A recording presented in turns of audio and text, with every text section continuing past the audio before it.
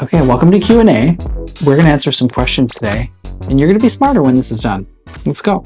That's mean. Okay, if you get buccal fat removed, will it make your jowls look worse? Let me clear up some myths on this one.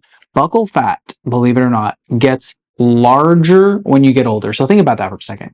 It gets larger. It doesn't get smaller. It's not like the fat pads up here that kind of fall down and get smaller. This one will fall down and get larger. So if you remove a little bit of buccal fat and you're a good candidate for that procedure, it's not going to make you look older.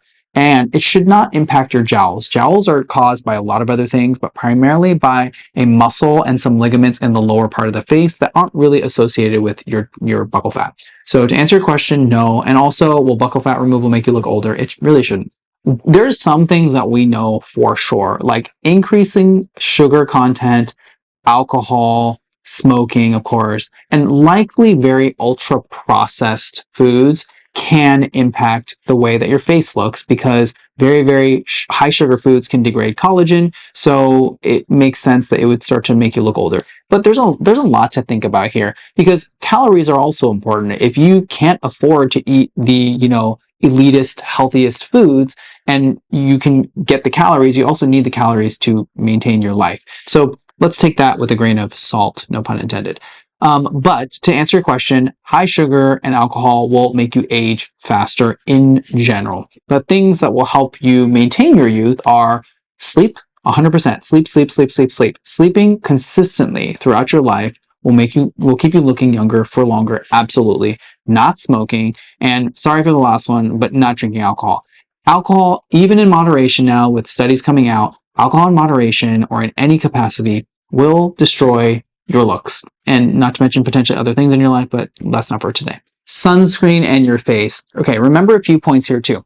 Sunscreen, that SPF on sunscreen is only as good as the amount you apply. So if you're taking like this little itty bit of sunscreen and putting it on your face, you're not getting that SPF on there, the SPF 50 or whatever's on there. You have to put on 2 grams per centimeter squared. So that's a lot. So to imagine that, take like globs on your fingers and put each finger on, rub it in, put the next one on, rub it in. It's going to be way more than you think you need, but you've got to be covered. Part 2 is reapplication. Now, naturally, sunscreens are sort of going to like not provide the same protection because, after several hours, because oils and dirt and debris will loosen that film or make it so that film isn't intact. So yes, you should be reapplying, especially if you're outside. However, you got to do the best you can. So I understand that not everyone can reapply. It's also hard to maybe reapply under makeup or over makeup. You can use spray sunscreens and some of these like powders. Are they as effective? No, because you're not putting on enough.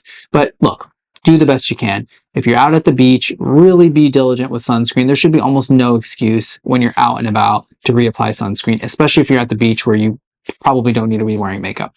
If you can reapply throughout the day anyway, do so. That is the best case scenario. But we're all human, and so it doesn't make sense to do any procedures in the office like Botox fillers, lasers, chemical peels, or surgery if you're not doing the bare minimum, which is consistently wearing sunscreen. This is a good question, and the reason the answer is no is because here's the thing. The focal point of your face is generally your eyes. It is what you use to communicate with. It is what the first thing people generally look at on your face. And if there are other things on your face that detract from your eyes, like a large nose, and it bothers you, then a rhinoplasty can make it look much more uniform with the rest of your face. So then again, the attention goes right back to your eyes. And I can show my befores and afters on here. I have many on here, and you'll see that patients don't look different after the procedure. Most patients would tell you that they didn't even have family members or friends ask them if they had anything done. They could maybe tell that something was different, or they would notice that something looked better, but they won't know that you had a rhinoplasty. And that's sort of the goal. We want the nose to fade into the background, not take center stage, but really just highlight the eyes. And that's why these types of procedures don't really completely radically change your face. That's how plastic surgery is and should be.